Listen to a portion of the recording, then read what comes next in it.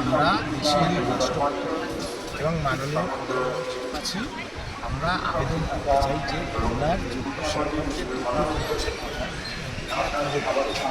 সেজন্য এখন প্রধানমন্ত্রী এবং রাষ্ট্রপতির কাছে আমাদের বক্তব্য কে নিয়ে নিতে পারে। এক হচ্ছে আমাদের মাননীয় বিরোধী দলনেতা শুভেন্দু অধিকারী মহাশয় এবং কেন্দ্রীয় মন্ত্রী রাজ্যসভার সুকান্ত মজুমদার মহাশয়, এরা সকলেই বিজেপি লোক।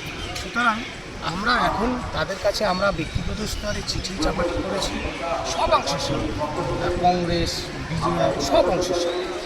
আমাদের যেমন অন্ধভক্তি বিজেপিরও নেই, অন্ধ তৃণমূল বিরোধিতা আমাদের এখন যোগ্য চাকরিবাসী ওএমআরের মিরর ইমেজের কপি আর যোগ্য অযোগ্যের তালিকা নিয়ে রাজ্য সরকার যদি রিভিউ যেত সব ক্ষেত্রে চাকরি।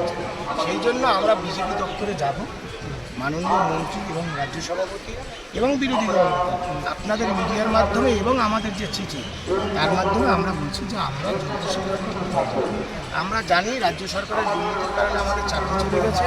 সেই চাকরি চোরদের বিরুদ্ধে লড়াইটা নবান্নমুখী কিংবা কালীঘাটমুখী হওয়া প্রয়োজন, এটা আমরা জানি। সুতরাং আপনারা আমাদের এই ব্যবস্থাটুকু করে দেন।